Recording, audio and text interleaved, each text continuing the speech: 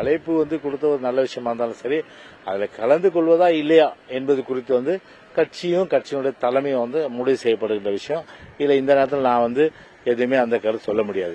ஆனா இது முழுக்க முழுக்க திமுக சந்தர்ப்பத்துக்கு எதிராக இப்ப விசிக குரல் கொடுத்திருக்காரு. அது ஒரு பொது நோக்கத்தை ஒரு மையப்படுத்தி கொடுத்திருக்கான்றது வரவேற்க விஷயம். முடிச்சுட்டு சொல்றதுனால இதுல எங்களுக்கு நம்பிக்கை கிடையாது. இது வெறும் கண் துடைப்பு போராட்டமா தான் எடுக்க போகுது.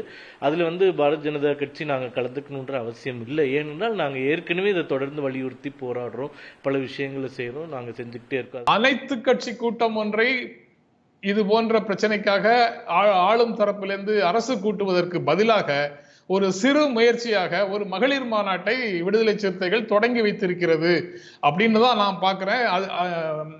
அதை தாண்டி political relationship between VCK and ADMK அப்படின்னு இதை பார்ப்பதற்கு எதுவும் இருக்கிறதாக நான் நினைக்கல.